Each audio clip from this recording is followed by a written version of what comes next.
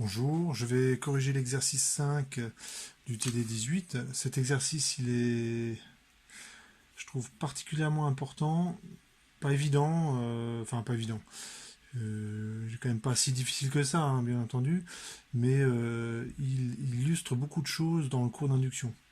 Hein, le couplage électromécanique. On met une tension et une intensité, donc de la puissance électrique, et on récupère de la puissance mécanique. Alors ici, c'est sous forme d'ondes sonores et ça passe par la membrane qui, en vibrant, va transmettre l'énergie à l'air sous forme d'ondes acoustiques. Mais c'est l'énergie mécanique. Hein. Le modèle qu'on va utiliser, c'est un modèle qui peut paraître assez simpliste, mais pas du tout en fait. Hein, quand vous regardez au niveau de la partie aimantée qui est ici, en rouge vous avez l'équivalent du pôle nord, en gris c'est l'équivalent du pôle sud, donc c'est une forme un peu particulière d'aimant. Et ce qui fait que les lignes de champ, elles sont radiales. Donc je vais faire un petit dessin pour vous montrer ça. Elles sont radiales et donc le fil que vous voyez là qui s'enroule, le bobinage il est ici, le champ magnétique est toujours perpendiculaire au fil. Donc dans mon modèle, si c'est le cas, bah ça retranscrit bien la réalité. Je vais modéliser le fait que la membrane est maintenue ici par des sortes de petits coussinets en mousse et ici par une force élastique, par un ressort, et aussi par du frottement, hein, parce que le mouvement, on voit bien que il est un petit peu ralenti. Et donc on peut modéliser la membrane par une masse qui est attachée à un ressort et un amortisseur. Et donc le modèle qu'on va proposer, c'est celui des rails de Laplace. Donc là j'ai représenté l'aimant, donc la partie au centre, elle est ici. On va dire que c'est le pôle nord, mais bon, ça pourrait être le pôle sud, c'est pas très important. Et tout ce qu'il y a autour, c'est le pôle sud. Et ce que je représente là, c'est les lignes de champ magnétique. Quand vous fabriquez un aimant comme ça, les lignes de champ magnétique, elles sont concentriques. Le fil électrique, donc voilà, il a mis jusqu'ici, puis ensuite il a enroulé, ça forme un bobinage, et ensuite on s'en va. Donc c'est le bobinage qui est là, et quand on regarde, eh bien, le champ magnétique est bien perpendiculaire au fil. Et le modèle qu'on va utiliser est donc le suivant, et ici on met une tension et on a une intensité, entre ici et là. Donc le modèle qu'on va utiliser est le suivant, vous avez comme des rails de Laplace. Ici la tige qui peut coulisser sur les rails. Vous mettez une tension U, vous avez une intensité I, et on va modéliser la force de rappel élastique et d'amortissement comme ceci. Donc c'est KL0 et la force est moins lambda V. Alors il manque une donnée dans l'énoncé, c'est que le bobinage a une auto-inductance, enfin une induction grand L.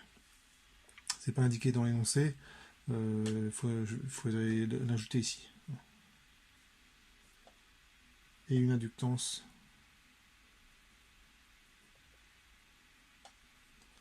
grand L. Donc, et le champ magnétique, il est perpendiculaire comme ceci. Donc on va écrire l'équation électrique et l'équation mécanique du système. Je vais commencer par l'équation électrique.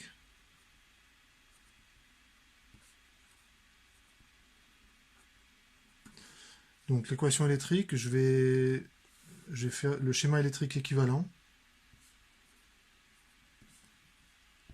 Voilà, donc je me suis un petit peu avancé. Donc le fait que vous ayez un bobinage, alors on ne le voit pas sur cette modélisation, hein, mais clairement il y a un bobinage qui peut être assez conséquent. On va le modéliser par une bobine. D'accord. Donc ici, le L modélise la variation du flux propre de la bobine. C'est-à-dire que la bobine crée son propre champ magnétique qui va contribuer au phénomène d'induction, donc d'auto-induction, hein, puisque le champ magnétique est créé par la bobine elle-même. Vous avez une résistance électrique le long du fil. Donc ça, c'est quelque chose qui est normé. Hein. Donc ce qu'on rencontre, c'est 4 ohms et 8 ohms, voilà, principalement. Je ferme le circuit et je rajoute là-dedans une force électromotrice. Alors je la mets dans le sens de I. Et E, ça vaut moins d de phi sur d de t. Alors le flux, ben, en faisant le calcul, c'est celui d'une surface qui prend appui sur cette partie-là du circuit. Et on va supposer que le champ magnétique, il n'y a qu'une partie du circuit qui est toujours enfin une zone fixe où il y a un champ magnétique non nul. Voilà, donc c'est la zone que j'ai assurée. Je vais me doter le schéma d'un axe des X et je prends le 0 ici. Pour simplifier, bon en fait je peux le prendre où je veux, ça ne va pas changer grand chose. Donc le flux, ça va être quoi? Ça va être la surface, donc c'est X fois petit a, la distance entre les rails, hein, c'est marqué ici, fois B, donc le flux c'est B fois A fois X. Il y a juste une chose à faire auquel il faut faire attention, c'est le signe. Alors si vous regardez, on fait la règle de la main droite, donc on va orienter les 4 doigts de la main, sauf le pouce, suivant le contour. Et quand on fait ça, bon, on ne voit pas très bien, mais si je fais ça, je suis suivant le contour. Donc il faudrait que je mette ma main comme ça, et on voit que le pouce, il est dans la feuille, opposé au champ magnétique. Donc il y a un signe moins. Hein, donc là, j'utilise la règle de la main droite pour ajuster le signe. Et donc, je finis mon petit calcul. C'est égal, quand je remplace, à BA X points. Donc, maintenant, j'ai plus qu'à écrire une loi d'émail, et puis j'aurai mon équation électrique.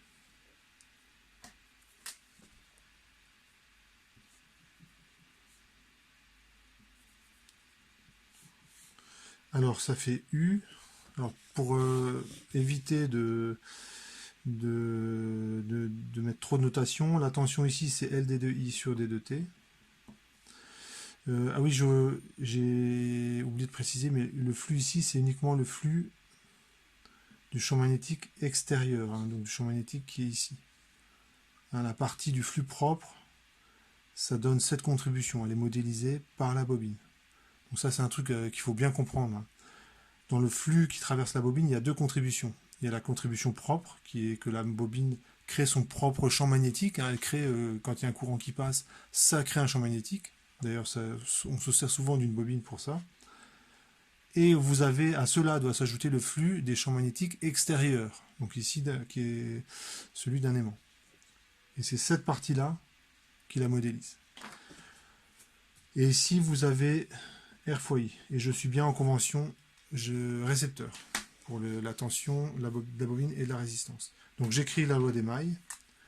U moins LD de I sur D de T moins RI plus E, ça fait 0. Donc, finalement, ça fait U égale RI plus LD de I sur D de T moins E, donc moins BA X point.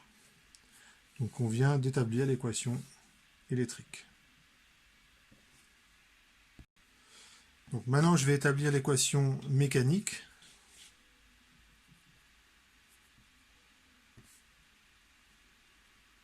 Ça c'est la deuxième partie. Hein. Comme c'est un couplage électromécanique, il y a les deux pendants, hein, et la partie électrique, et bien maintenant on s'occupe de la partie mécanique. Donc le référentiel terrestre supposé galiléen, le système ça va être la tige, et on fait ensuite le bilan des forces. Je me suis un petit peu avancé. Donc le référentiel terrestre supposé galiléen, le système c'est la tige, et uniquement la tige. Donc ça, en fait, quand je dis la tige, il faut que je considère également la membrane, le bobinage, tout ce qui est mobile en fait dans mon système. Le bilan des forces, je néglige le poids. Hein, votre haut-parleur, on sait bien qu'il va fonctionner aussi bien horizontalement que verticalement. Donc je néglige le poids. Vous avez une force de frottement, moins lambda V, donc ça c'est l'énoncé qui vous le dit. Vous avez la force de la place, donc là je laisse un petit peu de place pour son expression. Et vous la force de rappel du ressort.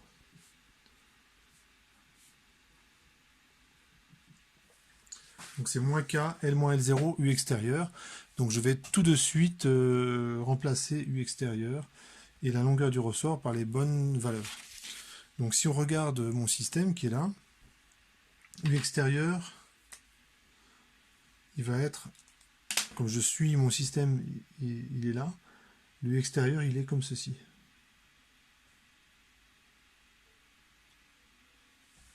Suivant moins x. Donc ici, je mets moins x.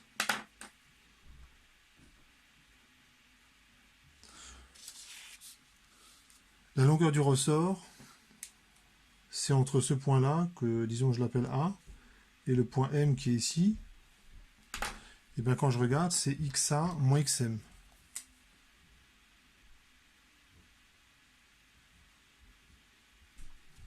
Hein, je fais le X le plus grand, moins le X le plus petit. Donc c'est XA moins XM. Donc je remplace. XA, alors je ne mets pas XM, mais X, tout simplement.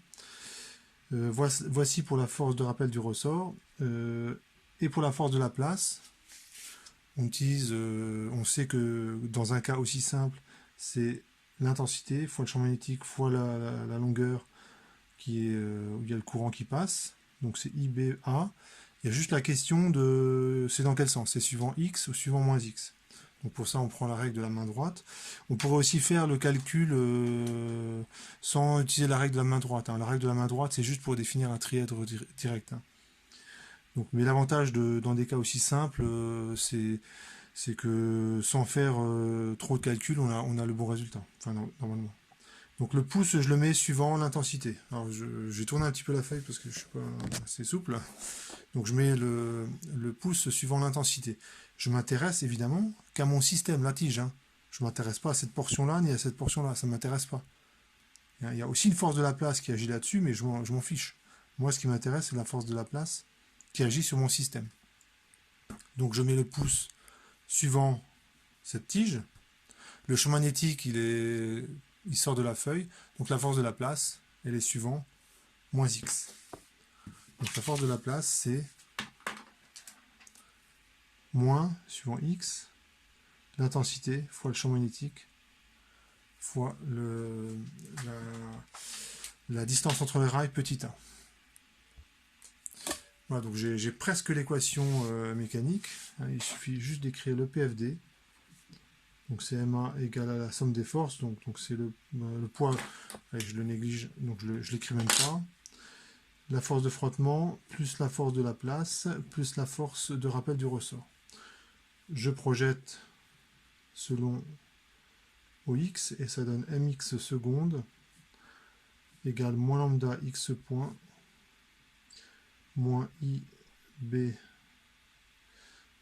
A.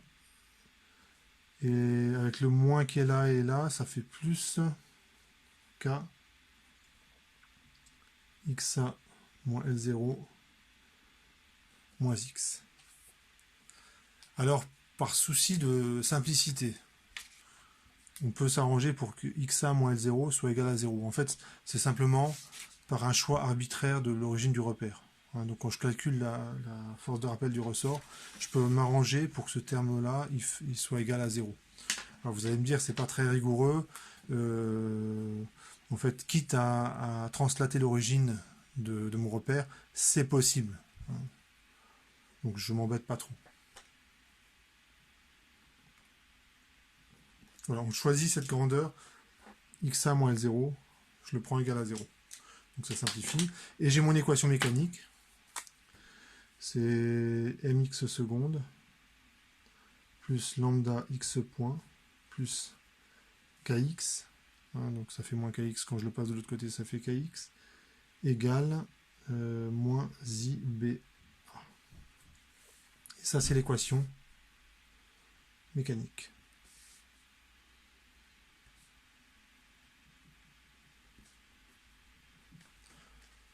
Alors j'ai en principe là répondu à la question 1.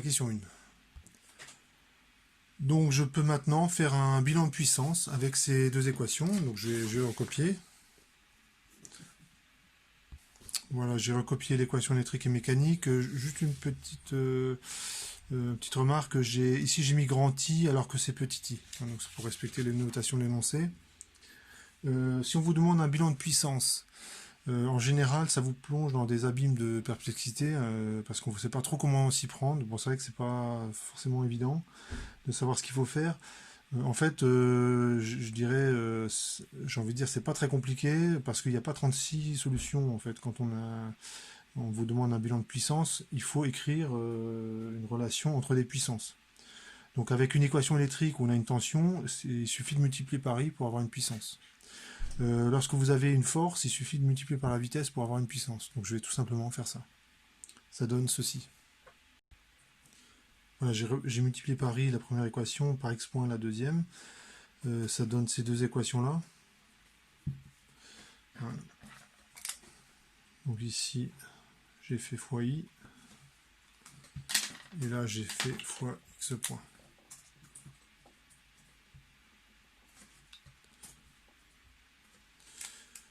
Et je vais simplement... Alors ce que je remarque, c'est important, c'est que ce terme-là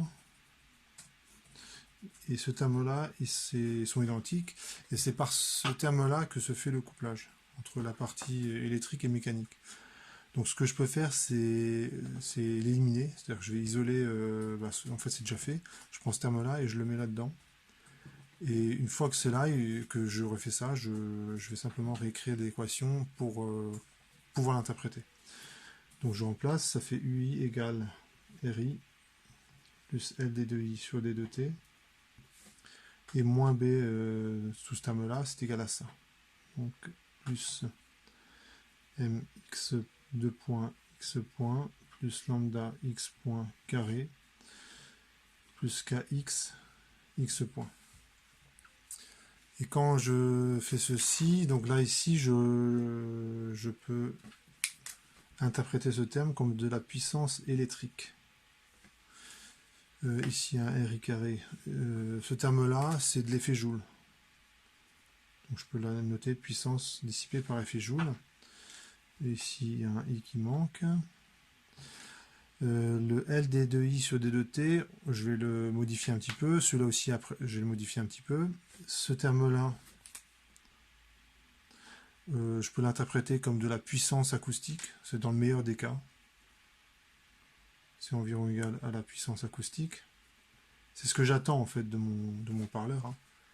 Et donc le frottement, c'est pas vraiment du frottement, c'est de l'énergie qui est transférée à l'air sous forme d'onde sonore. Et ce terme-là, je vais également le modifier dans les lignes du dessous. Alors, faisons-le. Hein. LI D2I sur D2T, c'est simplement la dérivée temporelle de 1,5 de LI carré. Hein, si vous dérivez 1,5 de LI carré par rapport au temps, ça donne ça. Ce terme-là, c'est la dérivée temporelle de 1,5 de mx point carré. C'est l'énergie cinétique. Et ce terme-là, c'est la dérivée temporelle de l'énergie potentielle élastique. Donc dans la suite, je vais noter ce terme-là, énergie magnétique. Ce terme-là, c'est l'énergie cinétique. Et ce terme-là, c'est l'énergie potentielle élastique. Donc il n'y a plus qu'à réécrire tout ça. Donc c'est puissance électrique. C'est égal à la puissance dissipée par effet Joule. Plus la puissance acoustique. Dans le meilleur des cas, en fait, il y a d'autres sources de frottement dans le haut-parleur, mais je me place dans le cas le plus favorable. Plus la dérivée temporelle de l'énergie magnétique, plus l'énergie cinétique, plus l'énergie potentielle élastique. Voilà, c'est ça un bilan de puissance. Donc quand je fournis de l'énergie électrique à mon haut-parleur, qu'est-ce qu'il en fait? Il en dissipe une partie par effet Joule. Donc ça, c'est pas forcément ce qu'on attend du haut-parleur, mais on n'a pas vraiment le choix, il y a toujours l'effet Joule. Ce que j'attends du haut-parleur, c'est de la puissance acoustique. Et puis ici, un terme que j'aimerais bien rendre le plus petit possible, parce que c'est simplement de l'énergie qui est stockée momentanément dans le haut-parleur, soit sous forme d'énergie cinétique, soit sous forme d'énergie potentielle élastique, soit sous forme d'énergie magnétique. Donc ce terme-là, lorsque vous concevez votre haut-parleur, suivant les contraintes que vous avez, vous vous arrangez pour qu'il soit le plus constant possible.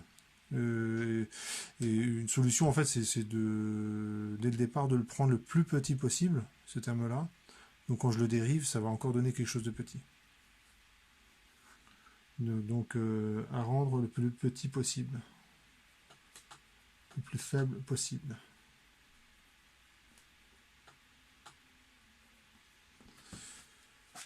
Et donc dans le meilleur des cas, hein, dans le cas idéal, c'est le haut-parleur idéal, on aurait puissance acoustique égale puissance électrique. Donc on aura un transfert de 100% de l'énergie électrique à de l'énergie acoustique. Voilà pour le bilan de puissance. Pour la question 3, on vous demande de déterminer l'impédance du haut-parleur. Donc on va simplement, je vais reprendre l'équation électrique et mécanique, je la passe en complexe et vous allez voir qu'en quelques lignes, j'aurai l'impédance électrique. Voilà, j'ai recopié les deux équations, je passe en complexe et l'idée sera de me débarrasser de x entre les deux équations. Et donc j'aurai plus que du u et du i. Ce que ça veut dire, c'est ce qu'on va faire, enfin, le sens de ce calcul, c'est que en fait, on arrive, il y a une trace dans l'impédance qu'on peut mesurer de ce qui se passe au niveau mécanique. Hein, donc si par exemple il y a une résonance dans le haut-parleur, ce qui peut arriver, hein, enfin, d'ailleurs c'est ce qu'on va constater, puisqu'il y a un masse ressort, au niveau électrique, ça va se voir. C'est-à-dire que quand vous êtes à la bonne fréquence de la résonance, au niveau électrique, ça correspond en général à une augmentation de la partie réelle de l'impédance. Et on peut voir également d'autres effets. Hein. Donc c'est le sens du calcul qui vient. Donc je passe en notation complexe, donc en régime sinusoïdal forcé, ça donne U égale RI plus J et l'oméga fois I, hein, la dérivée c'est J oméga I, en grandeur complexe, moins BA J oméga fois X. Ensuite la dérivée seconde, ça donne moins oméga carré X, plus J lambda oméga fois X, plus KX égale moins IBA. Ensuite, je vais isoler X et le réinjecter dans l'équation du dessus. Ça donne U égale RI plus JL oméga I, donc ça j'y touche pas, moins BA J oméga.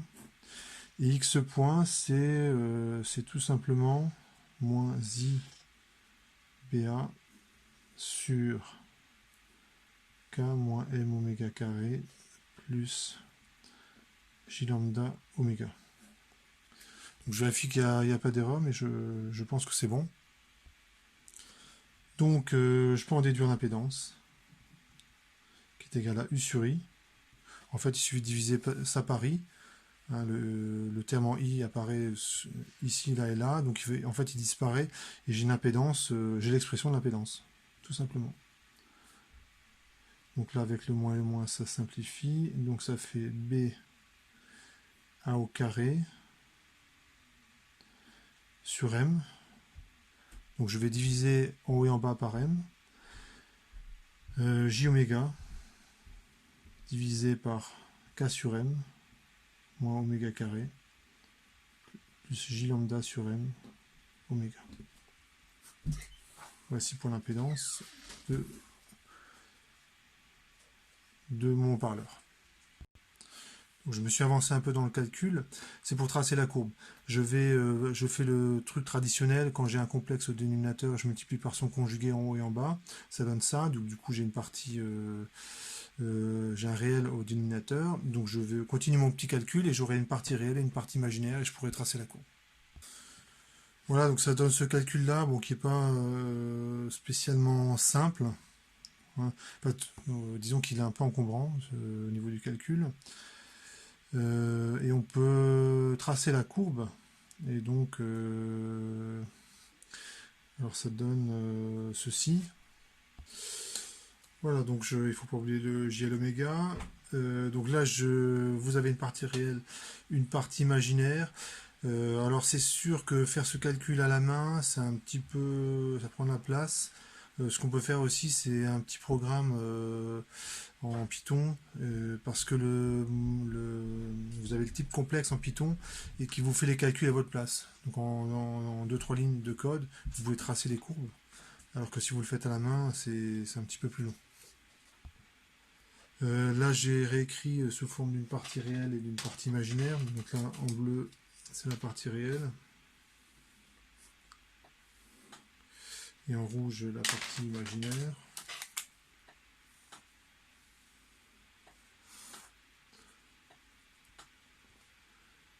Donc on peut tracer ces courbes-là. Donc je vais le tracer dans un instant. Et je mettrai aussi dans le code qui permet de tracer ces courbes facilement. C'est avec un petit programme Python. Donc je vais vous tracer les courbes maintenant. Donc là j'ai tracé la partie réelle. Donc vous avez une résonance qui est due au dénominateur qui est le plus petit, enfin quasiment le plus petit lorsque oméga égale oméga 0. Et une fois que oméga devient très grand, le dénominateur est quasiment égal, que je dise pas de bêtises, non c'est pas ça. Bon, j'ai dit une bêtise. Lorsque oméga est très grand, c'est oméga puissance 4, le dénominateur.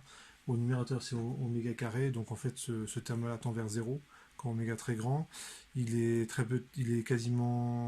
part de 0 lorsque oméga est petit, et il passe par un maximum. Plus R, donc ça donne ça.